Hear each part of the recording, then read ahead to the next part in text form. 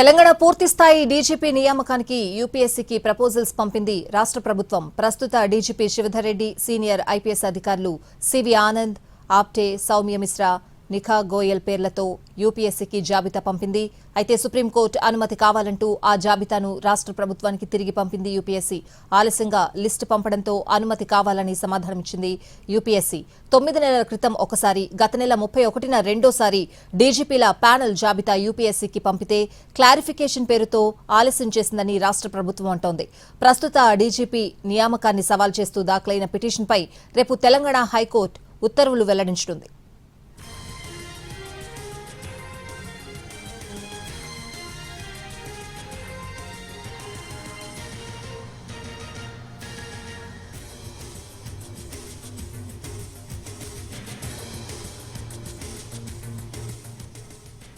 తెలంగాణ పూర్తి స్థాయి డీజీపీ నియామకానికి యూపీఎస్సీకి ప్రపోజల్స్ పంపింది రాష్ట్ర ప్రభుత్వం. ప్రస్తుత DGP Shivadhar Reddy, senior IPS అధికారులు సివి ఆనంద్, ఆప్టే, సౌమ్య మిశ్రా, శిఖా గోయల్ పేర్లతో యూపీఎస్సీకి జాబితా పంపింది.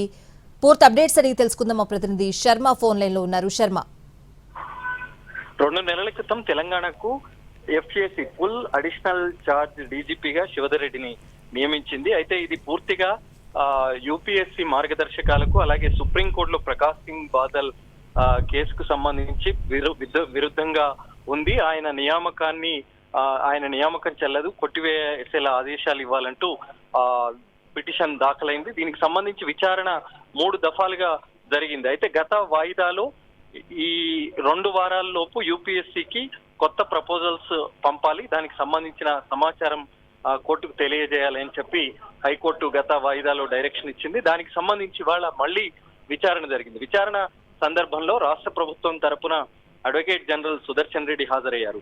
గతంలో 9 నెలల క్రితం ఒకసారి పూర్తి స్థాయి డీజీపీ నియామకానికి సంబంధించి 5 పేర్లతో కూడినటువంటి ఒక జాబితా పంపించాము. కొన్ని క్లారిఫికేషన్స్ కావాలంటూ రిటర్న్ పంపారు.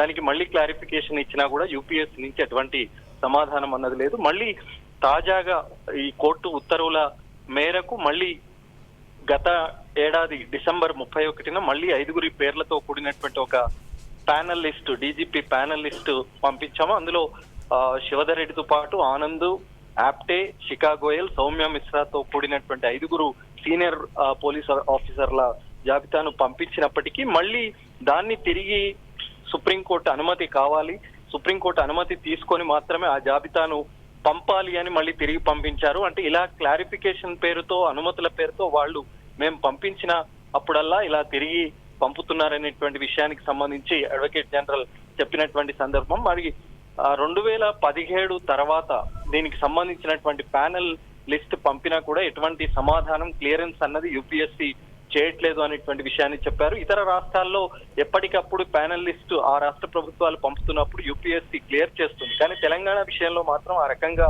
చేయట్లేదు అనేటువంటి విషయాన్ని ఈ కోర్టు దృష్టికి అడ్వకేట్ జనరల్ తీసుకువచ్చారు. మరి రేపు ఇవన్నీ విన్న తర్వాత రేపు దీనిపైన ఒక నిర్ణయం వెల్లడిస్తామని హైకోర్టు స్పష్టం చేస్తుంది. Right Sharma, thanks for the updates.